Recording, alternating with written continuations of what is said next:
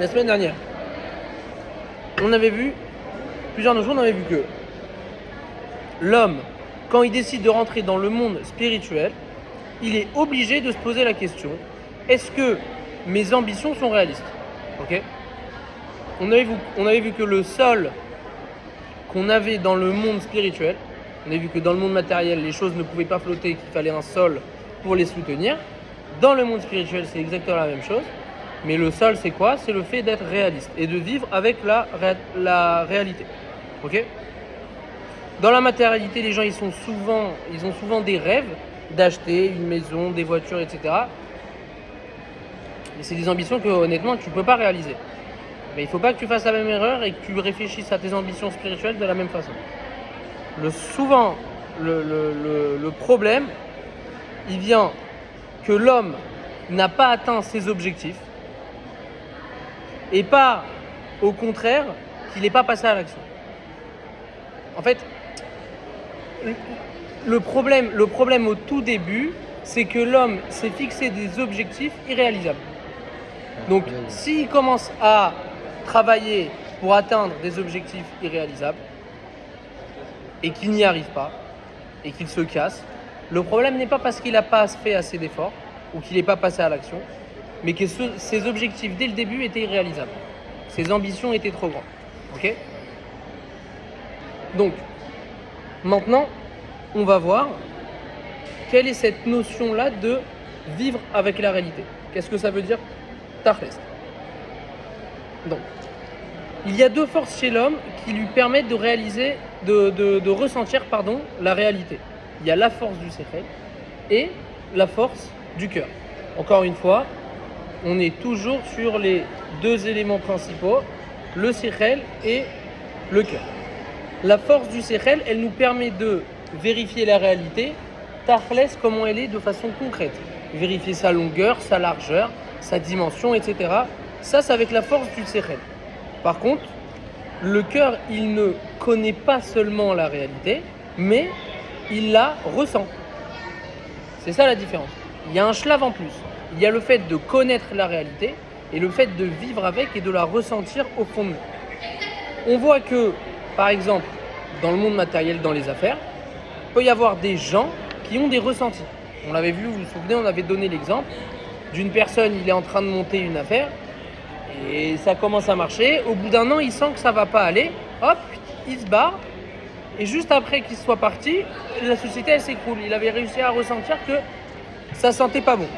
Ici, on ne parle pas de Ruach HaKodesh. Okay, on parle tout simplement qu'avec la force du cœur, il a réussi à ressentir certaines choses qui étaient cachées. Donc plus la force du cœur chez l'homme elle est forte, plus il va arriver à voir des choses qui lui sont cachées et invisibles seulement par son sechel. Vous suivez jusque-là? Très bien.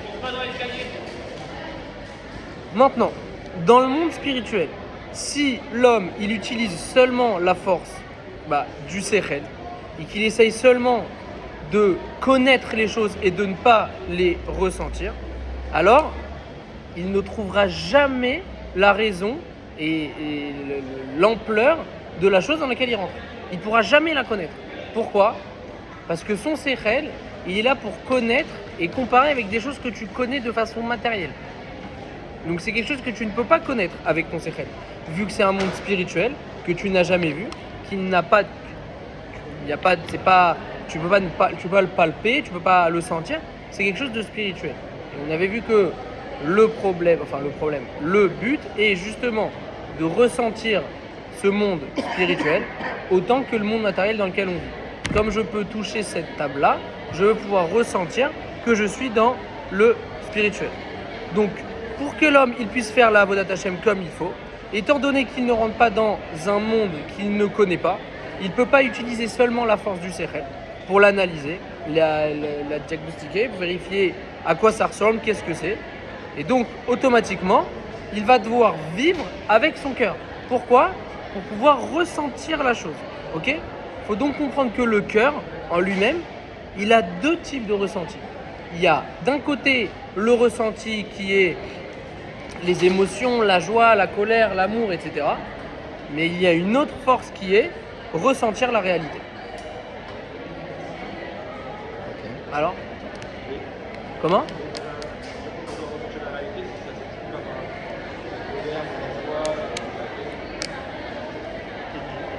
C'est deux choses différentes. Il y a quelque chose qui est des émotions et il y a autre chose qui est tu ressens la réalité dans laquelle tu vis. On va expliquer comment. Ah, l'un passe par l'autre, bien sûr, mais il faut comprendre que c'est deux forces différentes. Et c'est pas la même chose. L'une entraîne l'autre. Exactement. C'est toujours le même cercle. On se rend compte que c'est tout le temps les mêmes choses qui sont à l'intérieur des mêmes choses, à l'intérieur des mêmes choses, etc. Et que tout le temps l'un dépend de l'autre, mais à l'inverse aussi ils dépendent. Et c'est tout le temps la même chose. Ok? Donc si l'homme, et on va voir du coup justement comment arriver à ce stade de ressentir la réalité dans son cœur, si l'homme il ne s'est pas habitué à ressentir la réalité dans le monde matériel, il ne peut pas comprendre de quoi on parle là maintenant. Si tu t'es pas habitué à ressentir ce que c'est déjà dans le matériel où tu vis, ce que tu fais et qui tu es. Si déjà ça, tu n'as pas compris qu'est-ce que c'est de le ressentir, alors tu pourras encore moins comprendre ce que c'est de ressentir le spirituel. Ça veut dire quoi ressentir? On va voir. C'est justement ce qu'on va voir. Qu'est-ce que ça veut dire vivre avec la réalité et donc ressentir la réalité. Ok? Ça, tu parles au niveau du gouffre. C'est-à-dire? Ressentir la réalité. Ah non. On parle du cœur là. On parle de la neshama. Non, mais tu sais, des étapes. Oui. Du gouffre, des chemins. Ah, c'est plus loin. Là, on y est repassé bien avant là. Oublie ça pour l'instant. Ok? Pour l'instant, oublie ça. Très bien. On va se dire quelque chose aujourd'hui. Un exemple, par exemple, quelqu'un qui va réfléchir avec son séchel. Quand il se passe quelque chose devant lui ou qu'il recherche quelque chose, tout simplement avec son séchel, il se demande est-ce que ça existe ou pas? Alors, si je le vois, je l'imagine, ça existe. Si je n'arrive pas à l'imaginer ou que je ne le vois pas, ça n'existe pas. On est d'accord que c'est comme ça que le séchel réfléchit. Très bien. Un petit exemple. Par exemple, voilà, une dame, une veuve, elle a perdu son mari. Dans son séchel, elle sait qu'il n'est plus là. D'accord? Elle ne le voit plus. Elle espère qu'il va y avoir Triat Ametim, mais pour l'instant, dans son séchel, elle comprend que son mari n'est pas là. Mais, d'un autre côté, avec son cœur, elle peut encore ressentir qu'il est là et qu'il existe. Comment t'expliques ça? On voit deux forces différentes.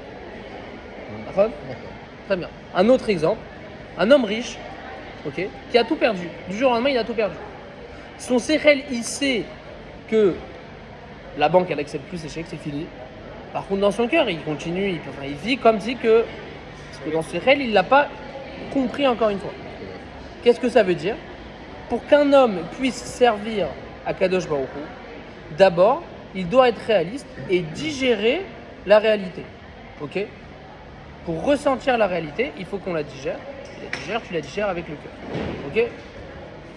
Nous, on doit vivre d'une façon, tout simplement, à associer le cœur et le séchel. Nous, c'est notre travail. Ok? Je sais pas si vous... Bye bye. Merci beaucoup. Non, pas du tout, on va tout ranger, j'ai ramené sa poubelle. Merci beaucoup. Et donc, qu'est-ce qu'on voit là? C'est que le problème, dans la plupart des cas, ne vient pas de la spiritualité, mais de la matérialité. Parce qu'on a dit, il faut que quelqu'un d'abord apprenne à ressentir la réalité dans sa matérialité, pour ensuite rechercher à ressentir la réalité dans sa spiritualité. Vous suivez ou... Non, toi, tu suis pas. C'est ce qu'on va voir,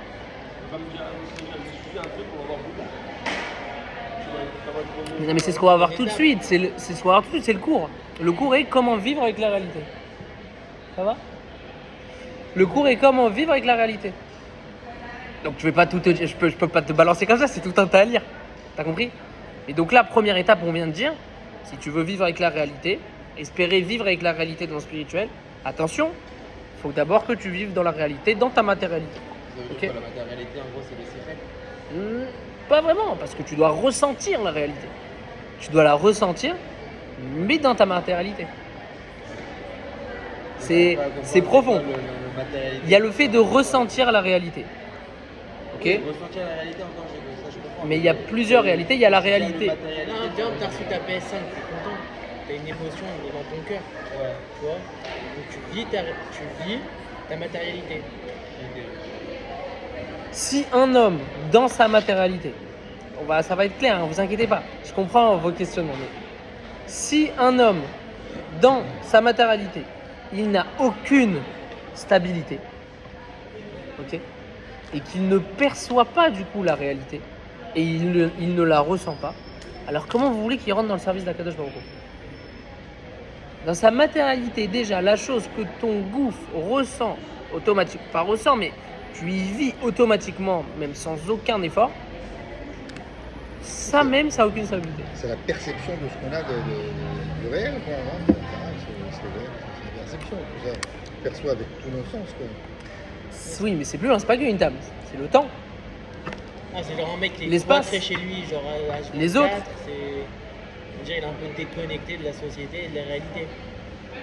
Oh, on va voir un exemple. On connaît plein de gens qui s'engagent à faire plein de choses. Et à la fin, ils arrivent au moment de passer à l'acte, ils ont complètement oublié qu'ils s'étaient engagés. C'est pas parce qu'ils sont méchants. Le mec, il vit juste pas dans la réalité. Combien de fois ça nous est arrivé? Rien que toutes les fois où déjà on se donne rendez-vous. Tu vises quelqu'un, là? À nous tous. Toutes les fois où on se donne rendez-vous, on sait qu'on se donne rendez-vous à 8h30. 9h, c'est là-bas. Tout ça. Et on arrive tous en même temps. Bizarre. Pourquoi on dit pas 9h, on n'arrive pas à 9h? Parce qu'on sait que tout le monde va arriver à 9h quand on va leur dire 8h30. C'est quoi le plus fort? Alors on dit Le 8h30. plus fort, c'est dans les mariages. Tu dis 6h30, tu sais que tout le monde va être là. Ah non, les mariages, c'est. Ah, t'as plus rien. Top.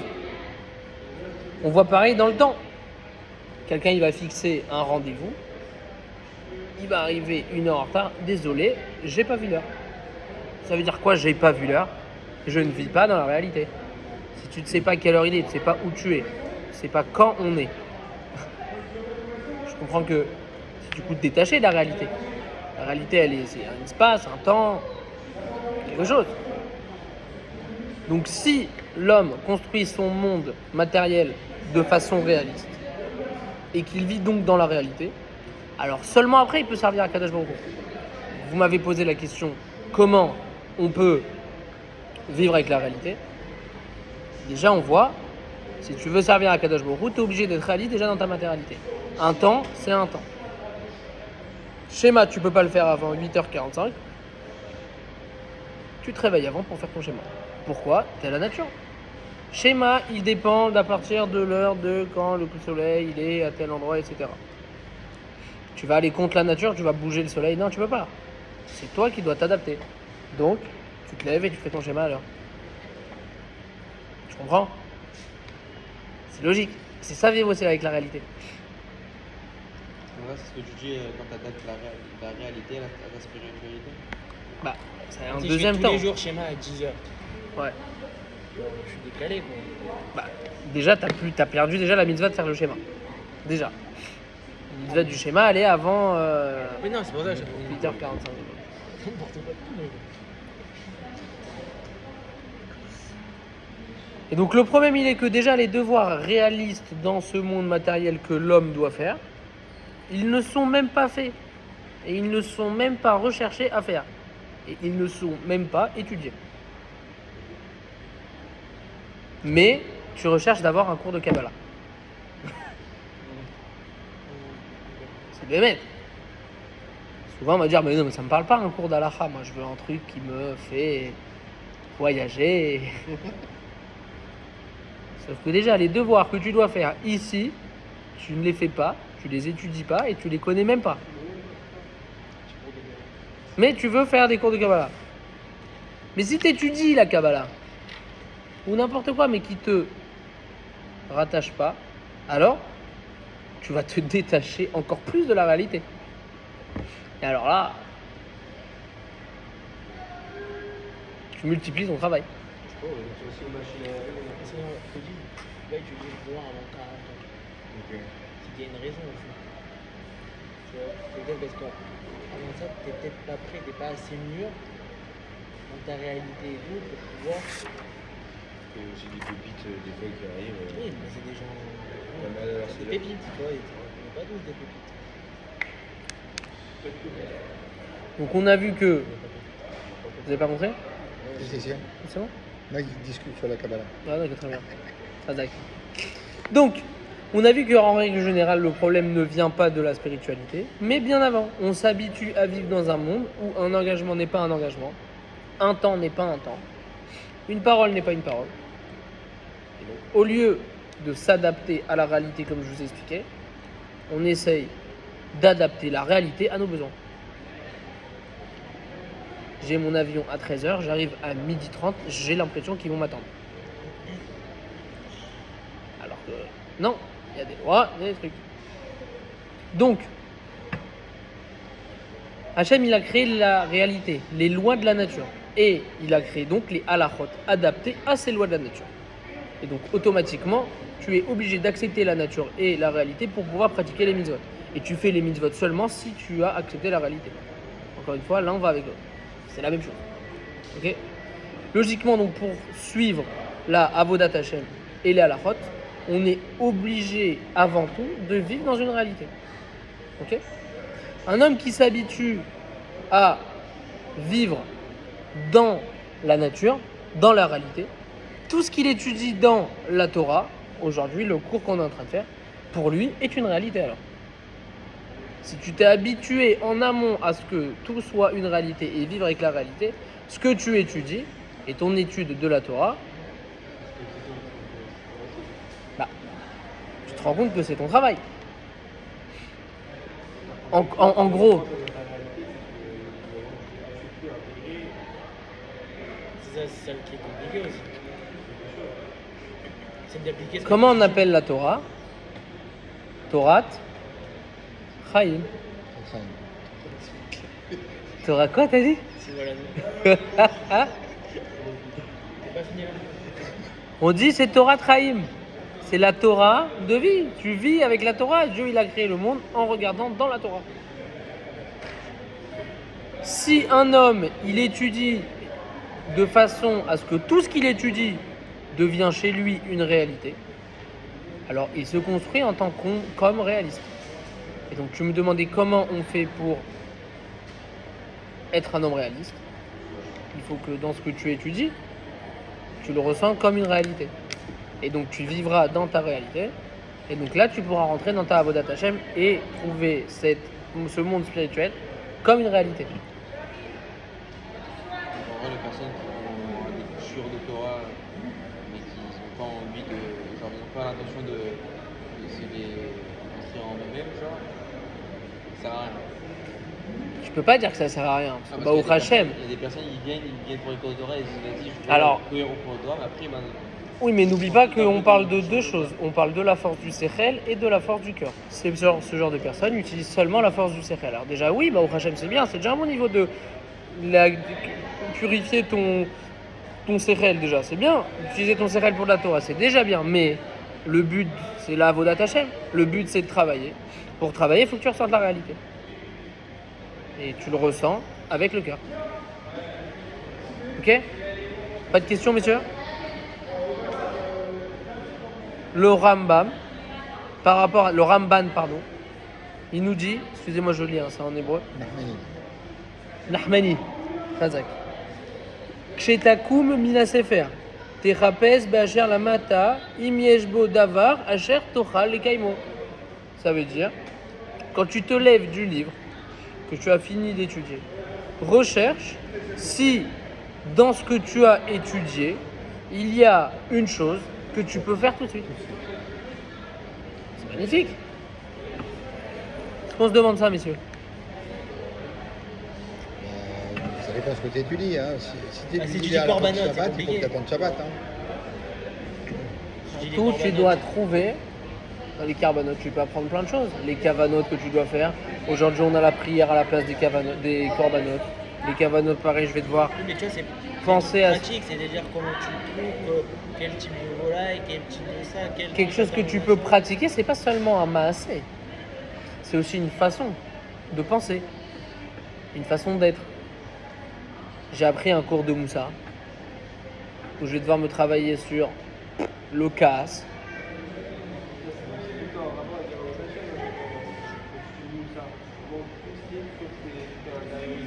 Ah, le moussar, c'est basé que sur ce que tu dois être. Le moussar, c'est pas des halakhot. Ça, c'est encore plus facile de trouver quelque chose et de trouver que tu peux le faire.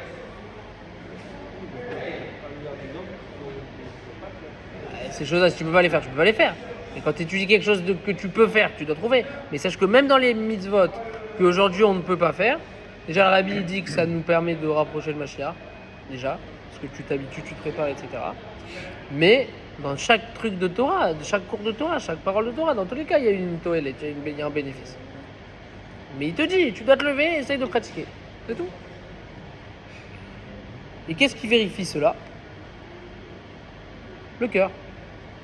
Je vais vérifier ici, est-ce que j'ai vraiment intégré quelque chose et que je vais vouloir le ressortir et le pratiquer? C'est mon cœur qui va pouvoir le ressentir. Donc on comprend que si l'homme, il étudie la Torah, mais il ne perçoit pas la réalité matérielle selon la Torah, comme selon la Torah, alors, quand il rentrera dans la spiritualité, il flottera en l'air. Hein? Non. Il sera bavir. Il n'aura rien de étudier dans le but de pratiquer. C'est la racine. Tu n'étudies pas Stam pour te nourrir intellectuellement. Tu étudies pour pratiquer, pour te changer. Est-ce que quelqu'un qui est allé au slichot ici, en sortant des slichot, il s'est senti changé?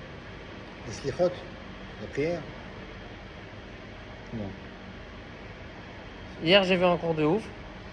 Et malheureusement, aujourd'hui, les gens, ils prennent les slichot comme des bakashot, comme des demandes.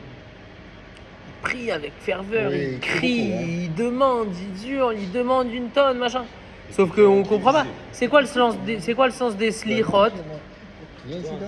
Je vais te faire pardonner, tu dois Ouais, pleurer. il y a- Slichot, c'est du mot selicha, je m'excuse, c'est pardon, tu demandes Ouais, pardon. bien sûr, Toutes les les gens slichot, pleurant, c'est ouais. demander pardon. À la fin des slichot, tu dois te sentir mal. Ouais. À la fin des slichot, tu dois être cassé. Non, au contraire. Bah non, tu dois être cassé, t'as 40 jours pour te travailler. T'es en Mais- angoisse. mais t'as compris, tu disais genre je fais un mois, j'ai fait des fautes, je viens, je les mets devant, t'as compris, je dis j'ai fait ça, j'ai fait ça, j'ai fait ça, j'ai fait ça. Et tu vois, je suis censé, tu vois, ton mec quand tu dis j'ai fait une connerie et truc, bah t'avances, tu te sens mieux, tu vas dire après. Je te pose une question. Chazvé Shalom, quelqu'un, il a un jugement. Sa vie, elle est en jeu. Il y a le jour du jugement, il doit plaider le mec, il doit se défendre. Il parle, il raconte des trucs et machin, et je suis désolé, je pense ça, et facha. Ok, on l'a entendu. Le juge, il dit, fin du jugement, Ouais, genre t'es en stress, en gros. fin du jugement, on donne le... Quel est malin, comment Rishona? Comment il craque? Quel intérêt? Il te dit, fin du jugement, on reprend dans une semaine et on donne le verdict. Alors, comment tu te sens pendant cette semaine? Trop de stress. Si tu avais la possibilité de revoir ce juge tous les jours pour replaidoyer, tu te sentirais comment à la fin du plaidoyer? Et bien c'est exactement ça, messieurs les slichot. Essayez de les ressentir, essayez de comprendre. Il va comprendre ce qu'on dit. Ouais, mais c'est pas c'est pas. Il y a des livres. Même la prière. Toi t'achètes un truc, un truc. Aujourd'hui, bah, au Hachem, il y a vraiment. Il y a Bah des oui, tonnes. aujourd'hui, vraiment, tu peux.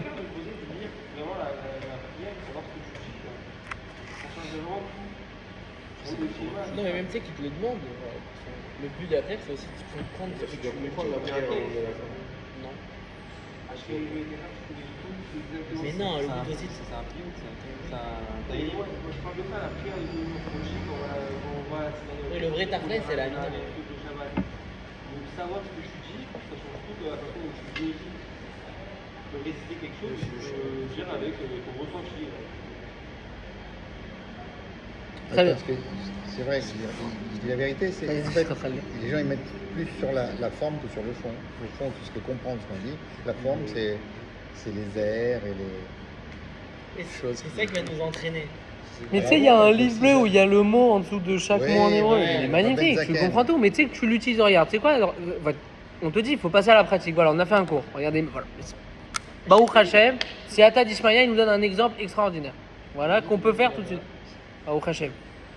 On a dit on doit essayer, dès qu'on se lève, de mettre en pratique. Messieurs, prenez sur vous un mois, tout le monde l'a chez soi ce livre. Pendant un mois, tu pries avec ce livre.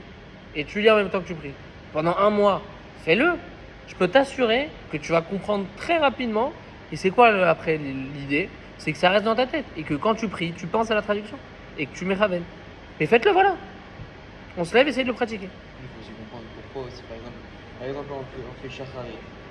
Tous les expliquer des Imra, c'est que des Télim, c'est que des Télim et tout ça. Il faut aussi surtout comprendre c'est quoi la raison pour laquelle on lit ce. Si tu veux, mais c'est encore plus profond. Là, c'est facile. Tu pries dans tous les cas. Donc, prie, bah, très bien, fais-le avec un truc. En gros, tu commences par le Traduit. chat. Oui, que Ouais, traduit. Le pshat, par exemple, c'est que c'est la Hamida. Pourquoi? Non, attends. Tu peux lire la traduction. Le schéma, c'est quoi? Le schéma, c'est extraordinaire, la traduction. Oui, mais c'est la Torah. Oui, mais la C'est traduction pas- est extraordinaire. c'est pas toi qui parles. Mais quand on te dit Vea Afta et Hachem Elokecha, tu aimeras Hachem ton Dieu. Tout le pasouk de Veaya qui t'explique que si tu fais la Torah et les mitzvot, alors tu auras des brachot, etc., tu auras de la pluie, etc. Alors que si à l'inverse tu travailles pour d'autres dieux, alors là, tout ça, ça te travaille. Tu comprends, pendant que tu lis le schéma et tu arrives à faire la traduction, c'est inimaginable. Le Hachrei Yeshvé, l'Alléluia, quand tu dois Kadosh Baruch Hu, Baruch She'amar, il y a plein de trucs. Il y a plein de trucs. Donc, Bezat Hachem, essayez de prendre sur vous, ça pourrait être pas mal, franchement. On est à combien de temps de Rosh Hashanah? 2 Il y a semaines? le 13, 14 là. 2 semaines. Top. Mais d'ailleurs, à Rosh Hashanah, moi je prie dans un livre comme ça. Ah voilà, bah, c'est magnifique. C'est pour ça que je suis très bien avec le jeu. Tu prends sur toi, Réhouven? De Kippour. Tu prends sur toi? Ouais, Kippour aussi, j'ai demandé. Non, est-ce que tu... C'est autre chose. Non mais hey, voilà, est-ce que Ah, tu il a prends pas, sur toi? lui. C'est pas... Tu prends sur toi? Je vais demander déjà. Ah non, justement, C'est te au mercredi, il te dis. Aïe aïe aïe. Comme ça? Le Merkez. Merkez Kita. Ouais.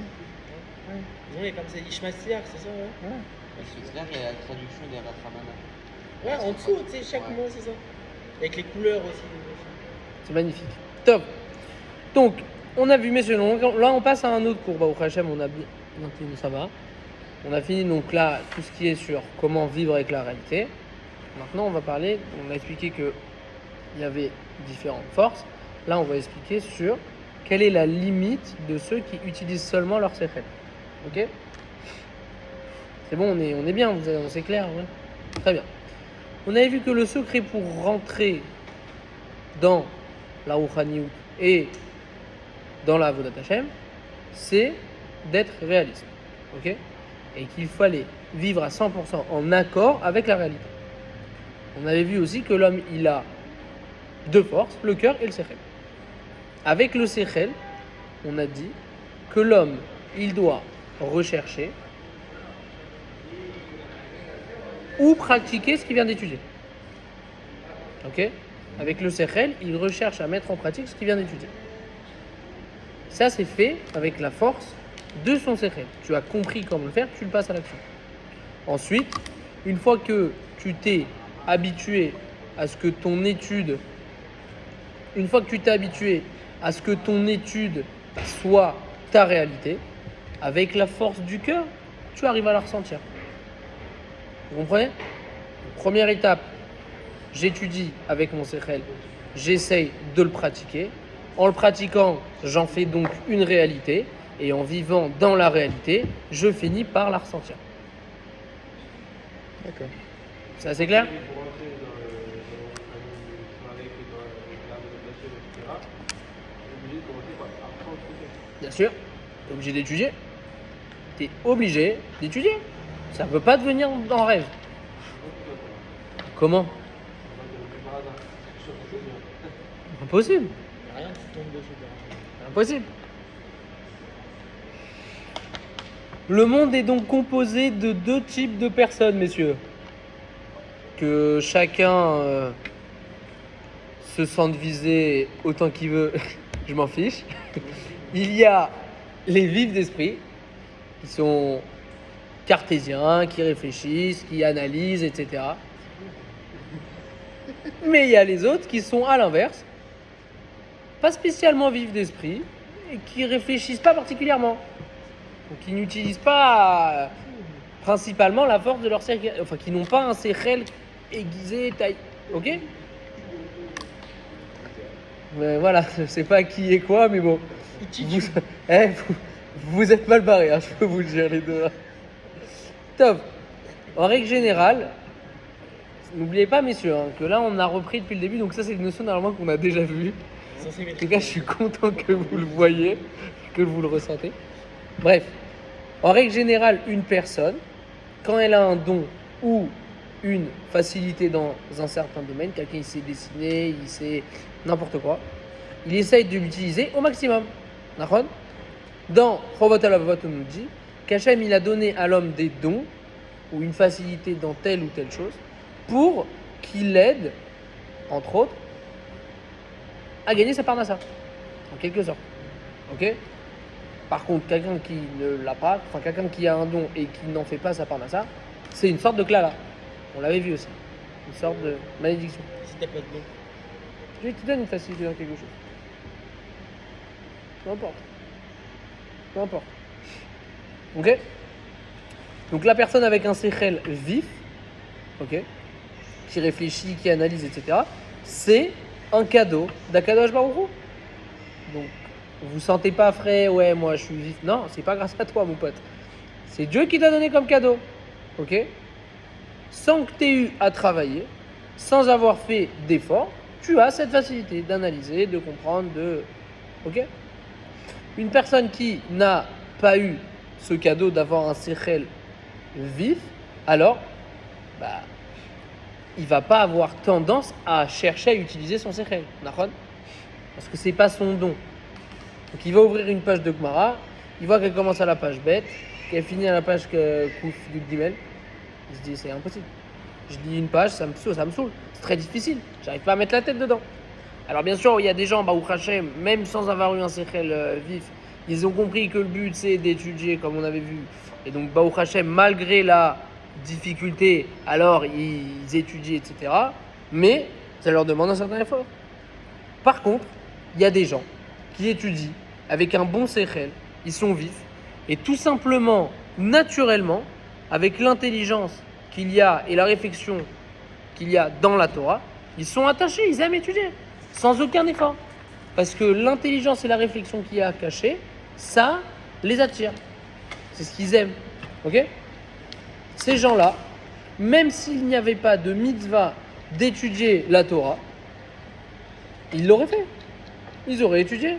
Parce que c'est leur plaisir.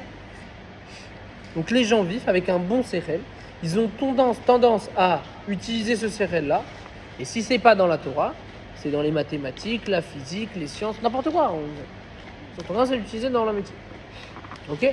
Il y a une partie qui l'utilise donc pour leur parnassa, mais il y a une autre partie qui utilise leur sechel juste parce qu'ils l'aiment. C'est même pas leur travail, juste ils aiment utiliser leur sechel. Ils aiment apprendre. Voilà, des intellectuels. Ils aiment apprendre, alors ils utilisent leur sechel. Et celui qui a compris et qui a mérité de comprendre que la vie, ça se passe pas à l'extérieur, mais à l'intérieur. Alors, dans le monde de la Torah, plus il a un bon sechel, plus il va l'utiliser pour étudier. En tout cas, il va l'utiliser pour la Kedusha.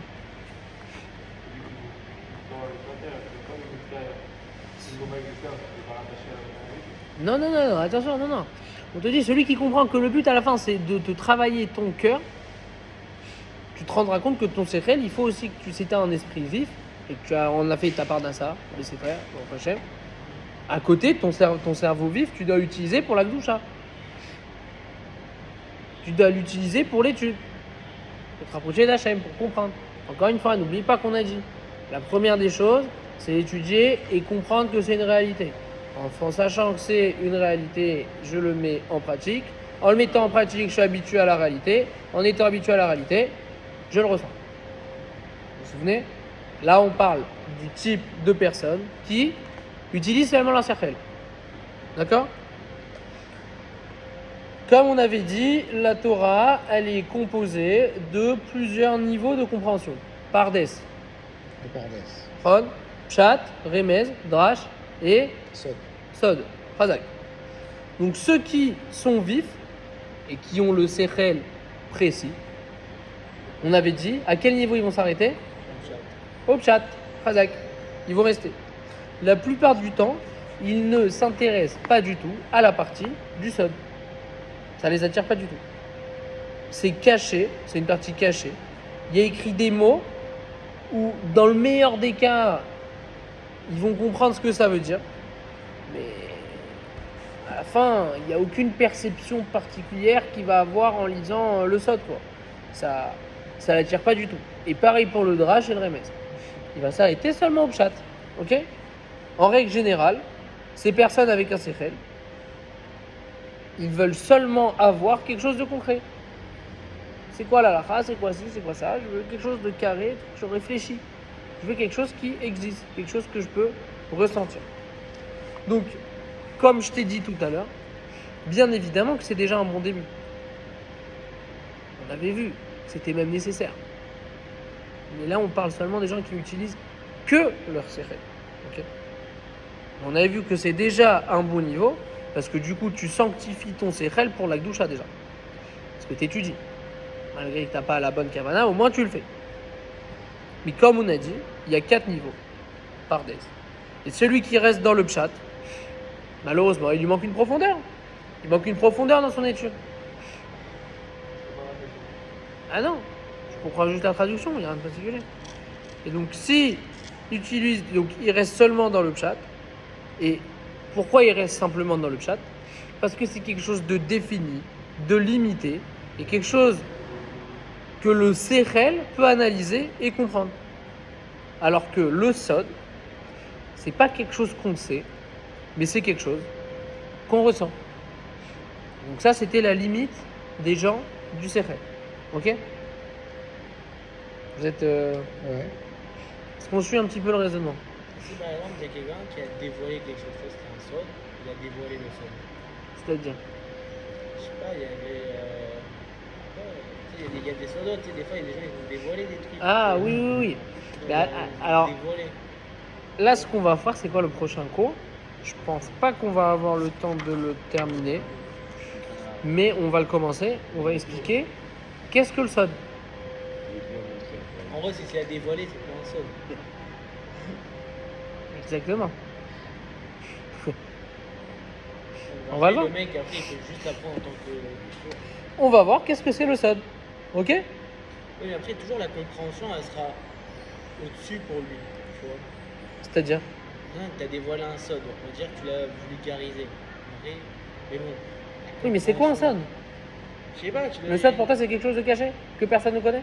Non, bah non, justement. S'il y a des sods, ils ont été dévoilés, c'est-à-dire que pas tout été caché. Oui, mais donc c'est plus du sod. Toi-même, tu l'as dit, c'est toi qui l'as dit. C'est Oui, écrit mais aussi, mais si c'est même- pas toi qui l'as dit, Même c'est- si, tu l'as même, dit. même si tu dévoiles un sod, en vrai, tu l'as dévoilé, ça y est, il est plus sod. C'est plus un sod. Oui, mais la compréhension que la personne elle a eue pour arriver à trouver ça. Mais donc c'est pas du sod. Nous, on parle du sod. Le sod, il a quand même une compréhension. En fait, c'est un point de vue qui te permet de voir les choses, Voilé. ouais, qui sont un Mais peu- pourtant, on vient de voir. qui ne sont pas évidentes à première vue.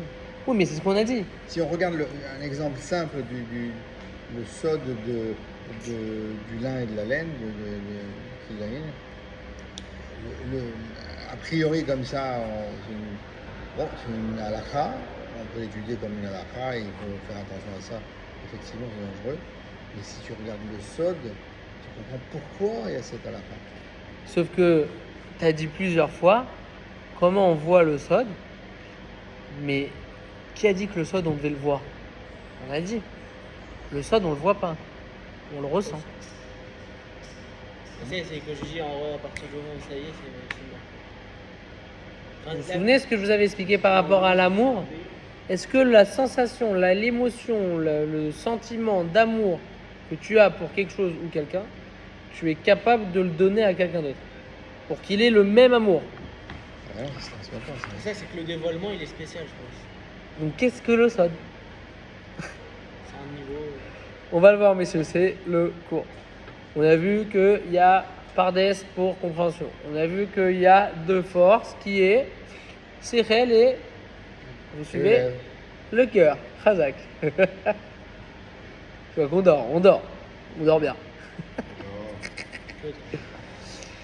Très bien. On a vu que le pshat, c'est une compréhension qui est définie, qui est intellectuelle et qui est claire. Ok. Donc pour cela, il est compris par les gens qui utilisent leur séchel. Mais les gens qui utilisent seulement leur séchel restent seulement dans le pshat. Très bien, c'est un résumé du cours qu'on vient de faire il y a 30 secondes. Par contre, la compréhension du sod se fait par le cœur. Ok? Quel est le rapport maintenant entre le cœur et le sod? Pourquoi j'ai besoin du cœur pour ressentir et comprendre le sod? Maïkécha, entre les deux. Parce que c'est pas quelque chose de rationnel que le cerveau va pouvoir capter. Peut-être. C'est sûr. Bah. Oui, mais on peut s'étonner. Normalement, le cœur, on a dit, c'est comprendre la réalité d'un côté, mais on a dit c'est des sentiments, c'est l'amour, la crainte. Je l'ai dit, c'est bilatéral, donc ça va Alors ensemble. Ouais, mais ça, c'est ce que tu viens de dire. Donc toi, pour toi, l'amour, c'est l'amour, la crainte, etc. C'est le sod. Non, c'est toi, tu viens de dire que par exemple, là, il a donné l'exemple du chatnez. Ouais. Il a dit, toi, la réponse que tu lui as donnée, c'est que. Que tu le ressentais et que tu pouvais pas Non, c'est genre transmettre. Que tu vas avoir cette sensation de l'appliquer, Mhm. alors que on ne sait pas vraiment c'est quoi, c'est comme la T'as vache raison. fausse. On ne sait pas vraiment c'est quoi la raison. Exactement. Mais du coup, on va quand même l'appliquer. Et du coup, c'est la sensation de vouloir. Oui, non, attends, mais il parlait pas d'appliquer, tu parlais de le comprendre, toi. Moi, je parlais de l'appliquer dans un premier temps, simplement, Oui. puisque c'est un interdit de la Torah. Mais le fait de comprendre Voilà. son origine, sa source, ça, effectivement, ça va te l'inscrire dans ton cœur. Et c'est grâce au fait que ce soit inscrit dans ton cœur que tu vas être attaché à cette mitzvah. Exactement. Mais du coup, il faut que tu arrives au stade de comprendre. Donc, Mais on c'est va voir que vrai le du sod, ça. on va voir que le sod, c'est plus profond que le sod qu'il y a dans les mitzvot qu'on comprend pas. Ok? On va voir que c'est une notion quand même qui est plus. Parce qu'il n'y a pas que ça. Là, on vient de dire. C'est bizarre. Tu es en train de m'associer le cœur avec le sod, pourtant le cœur, on a dit, c'est des sentiments. Pourquoi des sentiments Mais d'amour? non, parce que t'as dit c'est ta base de ta, on va dire, réalité spirituelle. De quoi? Pas le cœur. Ça, les deux, le Oui, séchel les et deux, le cœur. Ça reste quand même aussi ta base, tu vois. On a dit, oui, mais il y a deux bases. Comment? Comment tu peux ressentir quelque chose que tu dois l'intégrer au fait que tu la ressens. Comment si tu ne comprends pas, si tu ne peux pas comprendre la chanson, tu ne peux pas la comprendre. Tu peux pas te ressentir. Oui, mais vous m'avez dit ça aussi, par exemple, sur les halachot du Beth Amikdash. Il y a des halachot, et là, ça, on les comprend pas. Il y a des- Mais on te dit pas de ressentir les halachot. On t'a dit de... Non, on t'a dit de ressentir la réalité d'Akadosh Baruch Hu. Non, et le sod, j'ai pas dit que c'est à comprendre, de ressentir la halachot. Non, j'ai dit, le sod, c'est ça se ressent. Le sod, c'est avec le cœur, on a dit. Mais j'ai pas dit c'est ressentir les halachot. Il y a un exemple. Oui, c'est lui c'est mon oncle qui a parlé de la halakha de Shatnez. Mais pourquoi le ressentir avec toi, il est associé seulement au halachot qui a rapport avec la halachot? Là, tu viens de dire que sol, ça se sent. Si c'est un sol, tu ne peux pas le comprendre, mais comment tu le sens? On va voir, mais donc, on est d'accord, il n'y a pas de rapport avec la halachot là. Non, moi je reste bloqué sur le sol, je me dis que c'est que avec le cœur. Nous, bah on va voir ce que c'est le sod. Mais tu m'as dit, tu m'as parlé d'halachot. Il faut parler de ça. Oui, mais en fait, le sod, il va permettre d'expliquer, de rentrer dans la profondeur d'une halakha, et du coup, le fait que ça te pénètre le cœur, tu vas avoir plus de kavanot, on va dire, pour le faire et pour l'appliquer. Ok, mais par contre, au final, parce qu'on l'a étudié, parce qu'on est rentré en profondeur à l'intérieur, donc au final, on finit par le ressentir. Voilà, ressentir, c'est avec le cœur. On ressent quoi? On ressent qu'on se rapproche au final de la profondeur de la chose. Bah voilà, Oui. on voit. Tu sens qu'il y a maintenant il y a un kéché Bah entre oui. toi et cette halakha. Il y a une ambition. Combien de fois tu vois, des fois, il y a des gens, ils ont tout d'un coup ils ont pas de sechel harif, ils sont pas hyper vifs, et pourtant tout, ils ont une ambition, une excitation dans la Torah, les mitzvot, etc. Ils le ressentent. Mais quel rapport avec ce ressenti et le sod? Ok? Non, vas-y. On a dit. avance.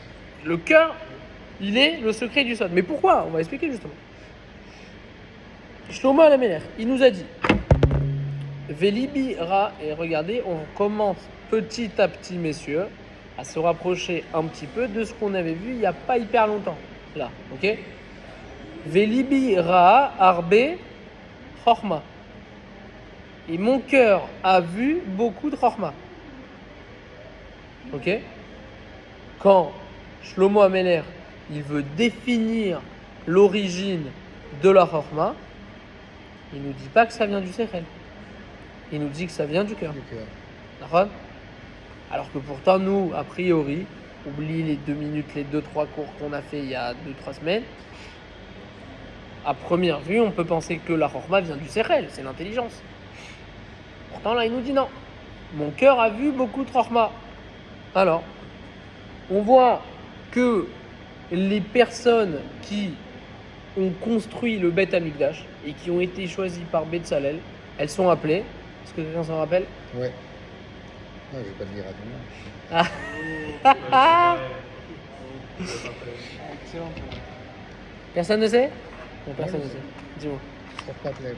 Hazak. Vous voyez? Chormat Lev. Chachmé Lev.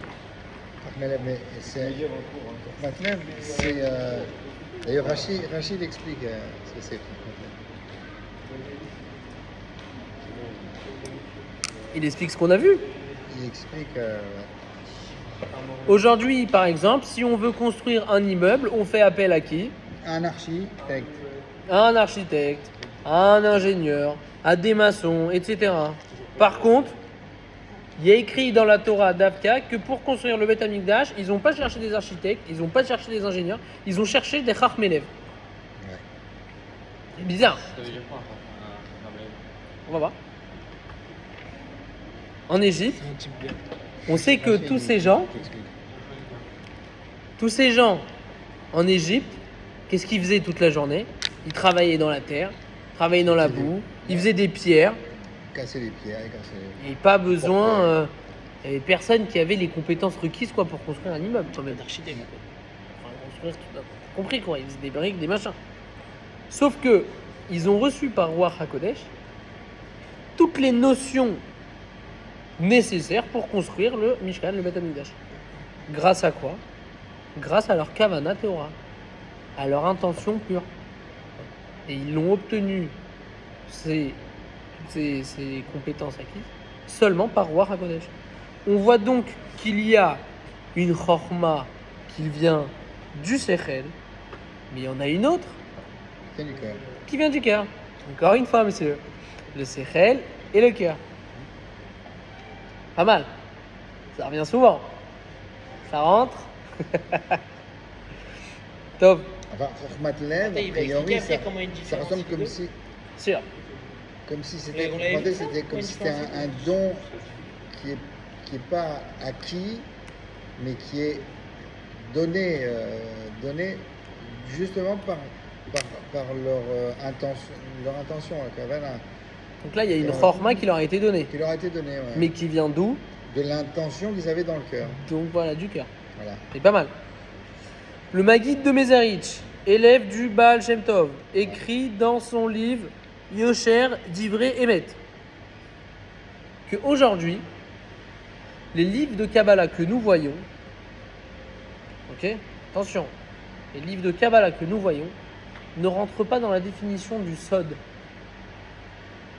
vous souvenez que le cours là, on est en train d'expliquer qu'est-ce que le Sod. Ouais. Et il nous explique le Maguide de Mezerich, qui est pas n'importe qui, que les livres de Kabbalah que nous avons aujourd'hui ne sont pas dans la définition du Ce Sod. dit aujourd'hui, c'est il y a 100 ans, Pourquoi un truc comme ça, non? Le Maguide de Mezerich, c'est dans les années 1600. hein. Ah oui? Comme il fait. C'est l'élève du Baal Shem Tov. Eh ben c'est 1600, c'est après c'est la Révolution française, non? Moi, j'aurais dit 1700, 17, moi j'aurais dit aussi. ouais, 1700. 18e siècle. Ouais, 18e siècle, c'est mieux. Bien avant. Mais bien. Pourquoi, messieurs, ils ne sont pas dans la définition du Sod, ces livres de Kabbalah? A priori, je pense que c'est pas du sol. Parce qu'ils ont été dévoilés. Parce que ces livres. C'est une bonne idée. T'as dit quoi? Parce qu'ils ont été dévoilés. Ils ont été dévoilés. Dès lors que c'est dévoilé, est-ce que c'est pas du sol? Razak? C'est ça la réponse? Parce que tu peux les lire, tu peux écrire, tu peux les voir, tu peux les toucher. Tu Faut les comprendre. C'est plus du sod. Non. Par contre, attends. Celui qui sait pas en quelle langue c'est, il peut pas le comprendre. Et celui qui sait la langue, il peut lire ce qui est écrit. D'accord. Après, c'est pas un choix. Donc, Oui. attention. Si t'as un truc dans un livre, tu peux comprendre le sens latéral, Ah oui. littéral. On est en train d'expliquer qu'est-ce que le sod. Les livres de Kabbalah ne sont pas dans la définition du sod. Mais t'avais pas dit que toutes les lettres du Pardes étaient différents niveaux pour arriver au sod. Bien sûr, non, oui, mais Chat, quand il y a plus, c'est pareil, Drash, bah, tout ça. Remes, Drash et Sod, Voilà. ils ne peuvent pas être atteints pour quelqu'un qui utilise seulement son secret. On avait vu. Donc là, on a dit qu'est-ce que le Sod. Mais en gros, tu as compris que Remez et Drash, c'est des niveaux en dessous du Sod, mais qui sont plus rattachés au Sod que au Pshat. Ok. On parle du Sod. D'accord. Oui. Alors, vous nous faites un petit cours ou pas? Oh non. Oh la honte. Oh, j'ai peur. Zikael, mets-toi trois claques. Ah ouais, il faut se réveiller. Je mets tout droit. Tov. Donc vous comprenez juste ce qu'on vient de dire quand même. Ouais. On est d'accord. Très bien. Dov. Bon, on commence. Hein. C'est vrai que je rigole. Au prochain matin, j'ai ramené une chaise. Ah, il y a une chaise? Khazak. Ah, il va faire la bracha en plus, monsieur ce. Par contre, la difficulté, ça va être pour nous de le faire sauter. Ah oui. En eau.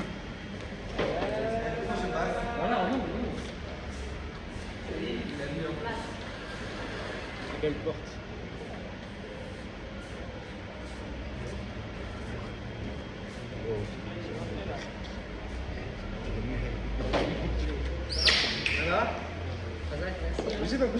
Bougez pas. Ah, il est en ligne en plus. Ouais. Ça va? Ça va, bon, Christian. On a le srout d'avoir Ravioel qui est venu. Attends, secours. Bah, au Hachem. Ah, vas-y. Vous voulez boire quelque chose? Non, Non, bah, De quoi tu c'est parles? bon. est-ce que- Vas-y, pas du tout. Pas du tout. Allez, vas-y, ils veulent te voir tout, vraiment. Ouais, ça va.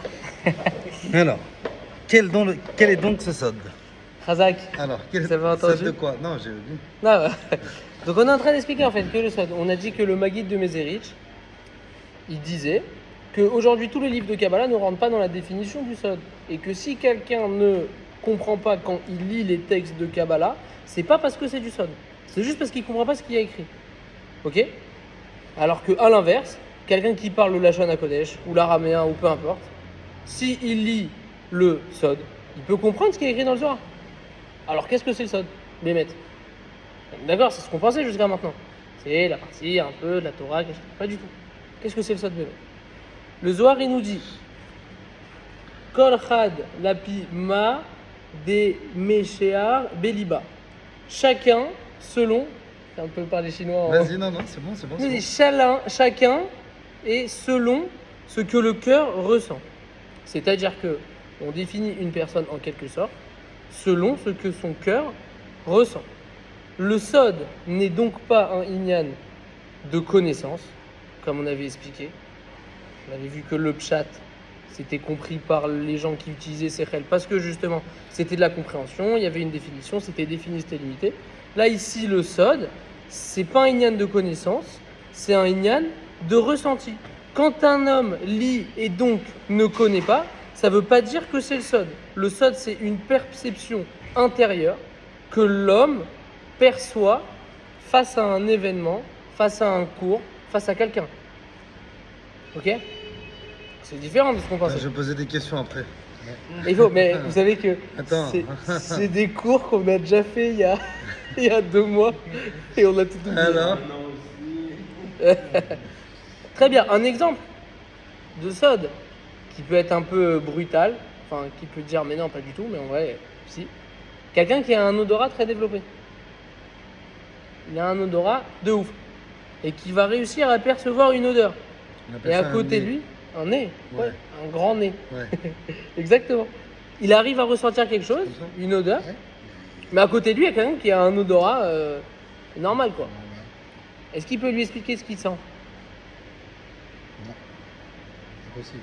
D'ailleurs, quand tu regardes les œnologues qui parlent d'un vin, tu comprends rien de ce qu'ils comprends racontent. Mais ça s'apprend.